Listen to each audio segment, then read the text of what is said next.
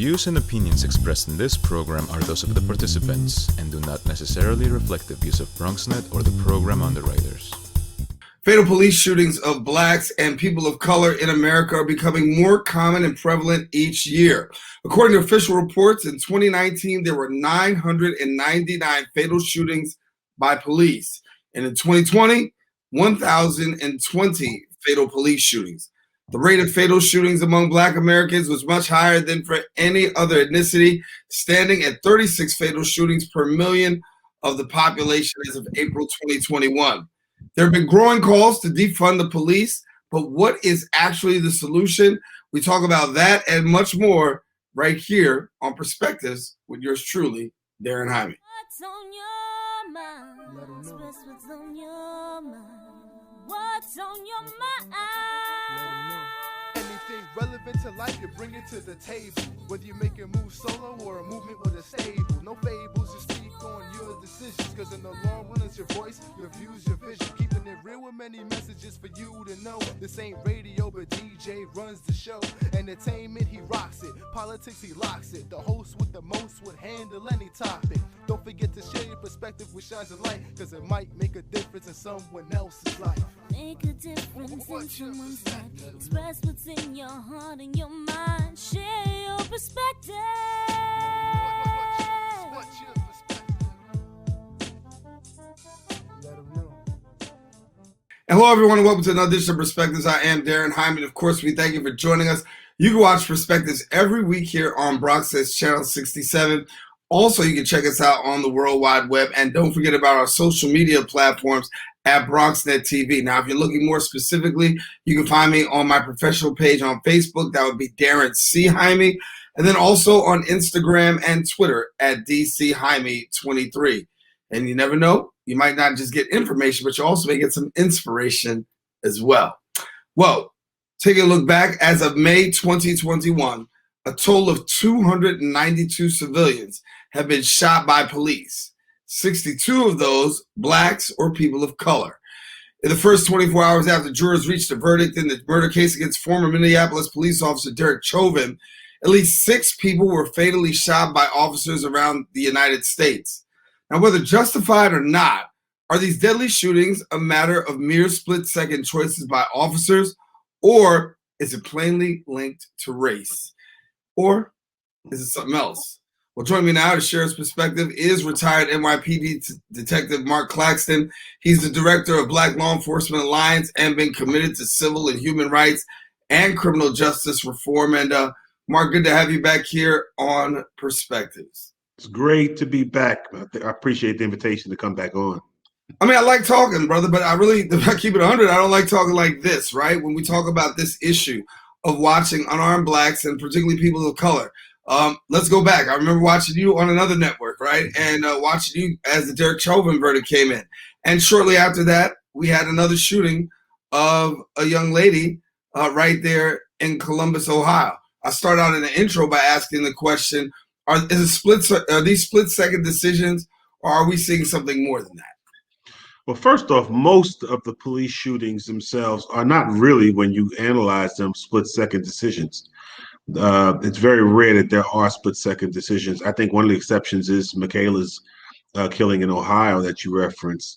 So just to be clear, most of them are not split-second decisions. I think too often the police have created this narrative that the decisions that they make require this kind of instantaneous decision-making process, this critical decision-making process, which is vitally important in policing. So that's one point. The second point is that as horrific as those numbers that you cited are, the reality of it is that it really barely scratches the surface. And that is because throughout this country, there is no mandatory standardized reporting requirement for police-involved shootings. Many of the agencies who provide those numbers to the FBI and to other entities do so voluntarily. But there are, I think people fail to realize that there are thousands of police agencies, large and small, throughout the nation who report no data or information to the federal government, and so whose activity you really can't monitor or analyze. So you're saying that there's a lot more that could potentially be there. The numbers that we gave could be increased? There are definitely many more than you gave, and the reason is, and part of what people have been demanding in a lot of the reform packages is increased reporting, the requirement that police entities report specific data to the federal government so that you can access them and kind of analyze and crunch the numbers. But as of this viewing, as of this show, most of the departments are not under any mandatory reporting requirement. That's part of this George Floyd Justice and Policing Act recommendation, actually. Give us a little bit of insight into the looking behind the badge in the blue. After the verdict of Derek Chauvin, what is the morale and also the perspective of law enforcement? Obviously, across America, a lot of people very elated and excited for the fact that a verdict was reached in favor of George Floyd, but yet and still on the side of the blue. Talk to me. Well, I think it's undeniable that the Chauvin verdict, the guilty verdict on all counts, is historic and significant, and it should be acknowledged as such. But the reality is that we, as people, as Black people, as brown folk, still find ourselves in the same precarious position, and that is that the toxic police culture still dominates. The toxicity in the policing culture still makes it more threatening and more dangerous for people of color than for others. And there's been no significant movement away from the practices of toxic police culture that is based in large part on race, on racism, on intolerance, on ignorance, on all those type of elements. There's no moving away from that just because of a just verdict in the Chauvin case. So we are exactly where we were prior to the Chauvin verdict, and that's what is making the calls for reform by so many different entities and individuals most significant and important. And the timing of implementing those reforms necessary, it has to be expedited, and it has to be substantive, and it has to be kind of comprehensive. Right. I guess most people want to know the why. Why are we seeing these unarmed shootings? Is it specifically race? What is it? Is it that, officers just don't like the presence of Black people, people of color? What is it? It is all of that. It is about race. It is a racial component to policing. And part of the problem is that there is no significant or real discussion about the role that race plays in policing, in law enforcement in general, in criminal justice overall. But yes, there is a racial component with policing. There is a history. Policing, as many people already have spoken about, began as slave catchers, as those slave hunters. And until you get to the point where you can acknowledge that, recognize the history, and then begin to build or evolve or move away from it, you kind of find yourself stuck because you're in denial about how the profession even started. And then, most importantly, as long as there is toxicity in the policing culture, which I indicated to you is largely based on race and intolerance, it is about us against them. The police mindset is us against them. Either you are in the police or you are a complete outsider. I don't care how you're third string attached to it. You either in or you out. It is a constant war, meaning it's the police against everybody else outside of policing. As long as government allows toxic police culture to manifest and to evolve and to continue, you will always have situations where the Black and brown communities find themselves under siege. And unfortunately, that's where we find ourselves right now. Coming back to the break, we're going to talk with Marq a little bit more about defund the police, a movement that has been launched out there. Is that the right way to go? Is it the right terminology to use? That and more coming up on Perspectives with yours truly, Daren Jaime.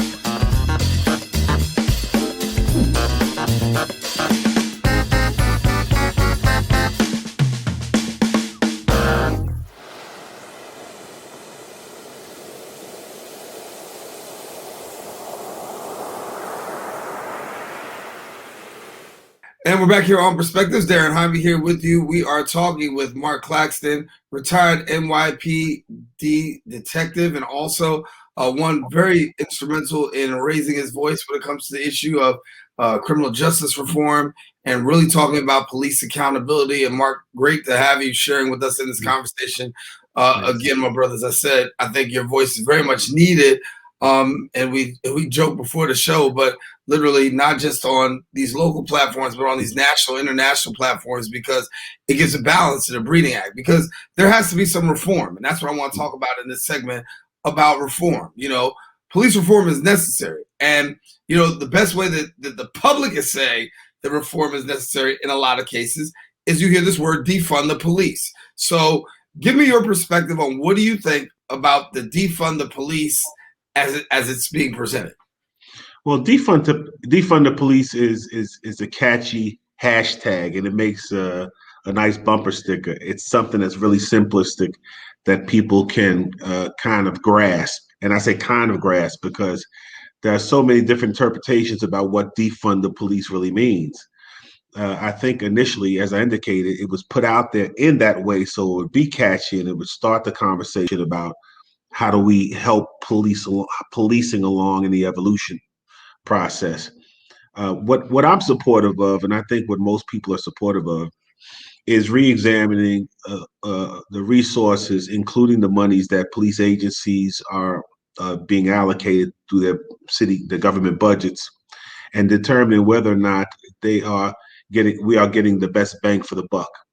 And in addition to that, which happens across the board, other agencies, no problem. You expect government to say, let's look at that budget and make sure that we're getting, the best efficiency for the money that we're putting out. But when you do it with police, all of a sudden it's an outrage. But push that aside. There's also it's necessary to help police evolve, because toxic police culture doesn't allow for evolution. Right. So police want to stay right where they've always been, and that's all they know, and they don't want anybody else telling them anything differently. But what people are saying is, listen, there are some responsibilities that have been traditionally police responsibilities that would be best served with other professions. There are some issues regarding the mental health challenges that people have. We have a lot of cases have involved police response to individuals who are going through a psychological crisis and that end up being shot and killed by the police. Right. So to alleviate those type of things, let's introduce our mental health professionals into a public safety response. So is that a good idea, though? Is that a good idea? While you yes. bringing that out, it's a good yes. idea. Yes, okay. These are all excellent ideas. Why do the police have to respond when two cars have an accident there? Why do the police have to respond to take a police report of a vehicle accident in the street? There are other entities that could possibly do that. And what you do is you decrease the interactions, and these are unnecessary interactions, should be for public safety. You decrease these interactions. Why do police responding to every ambulance call, every fire? You have a fire department, let them do it. So you begin to really make policing, if you will, a specialty, a subset under the overall umbrella of public safety. And that is a good conversation that people need to have, and agencies need to consider, and governments need to consider. It's part of an evolutionary process. All professions go through changes, and you do that in order to enhance and improve your ability to provide services to the community in which you serve. And the police should be no exception. That is defund the police. That, in my estimation, it's about reallocation of resources. It's about reconstructing the police, making the police into a entity that deals primarily with the service of public safety, but also incorporating other disciplines into it. Yeah. Talk to me about the balance that we have between protecting and serving, and then, the real dangers of policing, because the call or the call is your call to protect, call to serve. But then we do understand that every day a police officer leaves their house, there's a chance that he or she may not come back. Yeah. Listen, inherent in policing are dangers. And I always have to remind people, I'm very proud of the profession that I held. I'm not ashamed of being a police officer, flaws and all, et cetera. And that one reason is because throughout my career, I've always assumed positions and and offered my perspective on what I felt would be a better, practice for policing. So yes, policing is a noble profession. I'm proud of it. It is it could be very dangerous. Police officers don't get paid for what they do. They get paid for what they might have to do one day. With all of that being said, I think too often people, kind of make police officers into this unrealistic being. And police officers are not victims, they are volunteers. When I raised my right hand and to protect and serve, along with that, I understood that every 2 weeks I was getting that check and these benefits and now this pension that I draw. So it's not as if I was drafted into the police service and put on the front lines in all kind of extreme danger, et cetera. I accepted the challenges that were before me. I felt that I was in a position where I could really professionally provide the service in the face of danger. I did some of the most dangerous work in policing. I was an undercover in the narcotics division for 7 years. So it don't get more dangerous than that. So I understood that. But once again, I volunteered for that. So yes, police officers should be respected and honored for the risk that they expose themselves to. But let's not get fooled by anything. They get paid and they have to volunteer to do that job. And quite frankly, not everyone who does it should be doing it. And it's my opinion that too many shouldn't be doing it at all. Yeah, that leads me into my point, right? Because a lot of challenges we have with officers who don't understand the community. And I understand that there's residency requirements in New York State. I understand that they wanted to have residency requirements, but everybody in New York City, particularly, there's this law out there that protects, particularly in New York City, that doesn't allow that to happen. But on the other side of that, if it does happen, you have cultural competency where officers actually know the community and are part of that community. And if something goes wrong, there's a whole lot of other ways that we can deal with the situation. Mm-hmm. Yeah, I think it's important for police officers to have some connection to the communities in which they serve.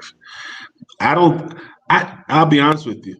I don't think that's the most significant part of making your police perform better or to be more compassionate or show humanity. I really don't.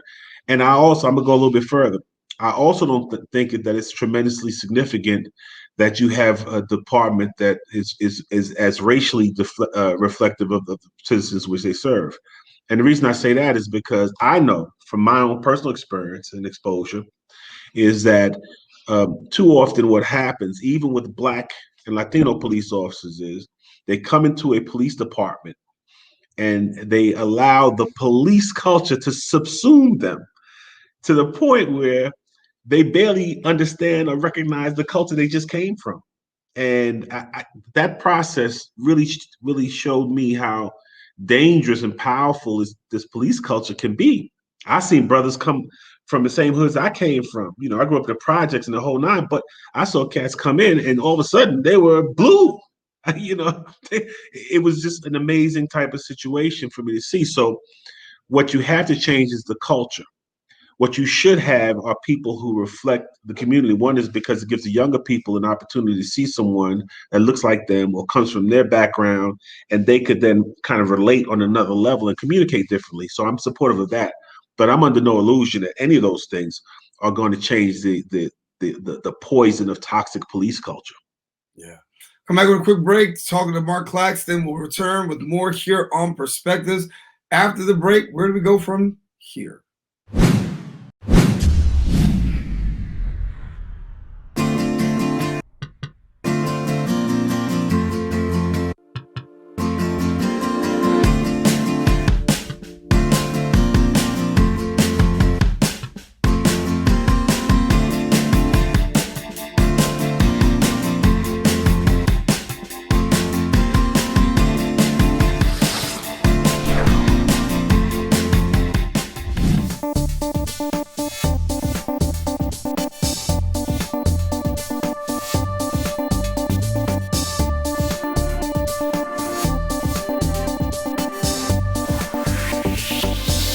Back here, continue our conversation with Marq Claxton. And before the break, the question is, where do we go from here? Mark, I'll start off with this. When we look at the history of racism in America, we understand that the police department was tied to slavery. But now, in the year 2021, the question is the police department now a haven for white supremacy? It is. I think a lot of the data that's come out recently is showing a troubling pattern. It's a pattern of police officer involvement in a lot of these white supremacist groups throughout the country. So, is it a haven for them? Not quite yet. Do we have far too many individuals in law enforcement and policing who are members or sympathizers with white supremacist groups and organizations? Without a doubt.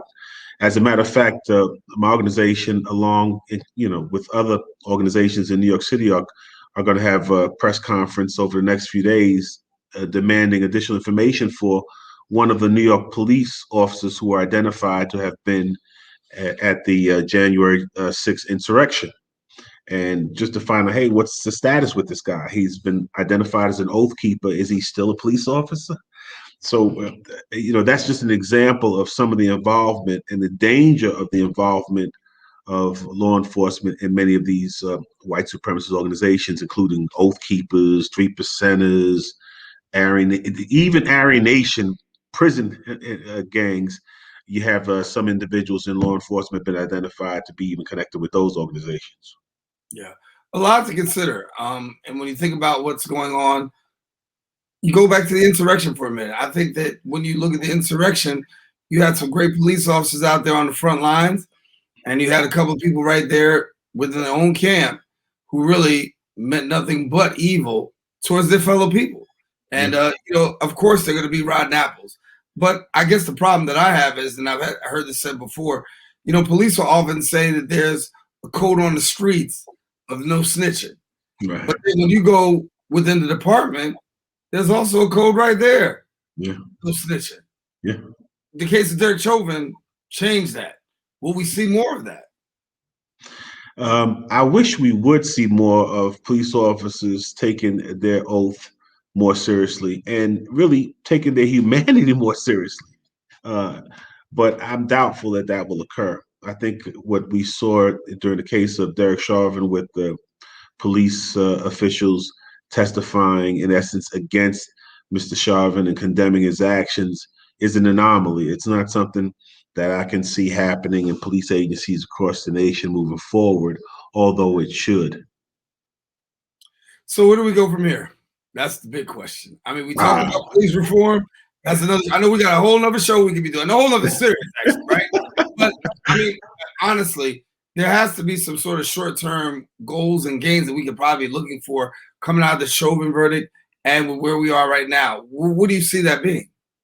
Well, first off, let me just say I have to commend you and your long time on this show and asking these questions and conducting these interviews and covering these topics, because it's my opinion that had you and others like you not at least engaged in these conversations, a lot of the changes that we're seeing, even though they're incremental changes, would not have occurred. So the first part of anything is to really acknowledge that there is a problem. If we're going to a 7-step program, you got to say, hey, listen, we got a problem. We got a serious problem in policing that needs to be addressed and dealt with. The second part is legislation, like what's happening with the George Floyd Justice and Policing Act, although it doesn't go nearly far enough to be anything that will change the culture itself. It is a good first step, and I think that's important for us to take. And then the other step is the continued involvement of the community outside. If you have individuals like yourself who host these platforms and ask the right questions and raise these issues, and you have the legislation as a foundation, then it needs to activate on the streets. And that includes the activity of organizations such as Black Lives Matter, as loosely built as it is, and other organizations who are really committed to the work. They have to be supported and encouraged to continue, because a lot of this stuff wouldn't be happening had it not been for the more radical activity that people really had to pay attention to over the past few years. I often hear the saying that there's a lot of good cops out there. And I know that. because I've got law enforcement in the family. I work with law enforcement, chaplain for the police department, all that. So that's not the point. The point that I want to get to is, why is it so hard for the good guys to speak up? The challenge is to find a way to give the good guys a little bit more of the backbone to speak up and challenge. And I'm not tooting my own horn, but there wasn't an opportunity for people to do certain things around me as a police officer. And because they understood that there was no opportunity for them to be abusive or racially insensitive or disrespectful, they just didn't do it. And like I said, I've had a wide range of assignments. I guess I conveyed to them at some point early on, and it went through my career, that I'm just not that one that you're going to do that around. And I think a lot of the good, quote unquote, good police officers need to really take a stand. They need to really protect their square and come out and be vocal about what they see around them and challenge their colleagues in a way that wouldn't allow for a case like George Floyd. You got 4 other cops around while this man is being, strangled out in front. That's unconscionable.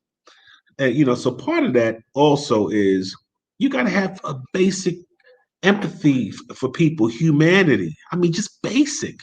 Right. If you can't take action in a situation such as that, then there's nothing that would make you take action. The law actually caused them to take action now, because now you have the duty to intervene law, right? I mean, and it's the failure to intervene that caused the duty to intervene to actually be put forward. Mark, can I say this? What's embarrassing about that is that there would have to be a requirement to tell a professional police officer you have a duty to intervene. Right. I thought that was built into it. I think that, we're speaking the same language. We're speaking the same language. Black and blue. We're speaking the same language. Mark, man, I gotta get out of here, man. But thank you, my brother. I appreciate you so much for being with us. And again, continue to be that voice. We're no haters here. Glad to see you actually being a voice out there, because it's very much needed to bring some balance and some understanding, especially in times such as this. So thanks a lot, bro. Thank you so much. Invite me back on. Don't be holding out on me, man. Give me a call. Hey, man, don't worry. Our people will talk to your people.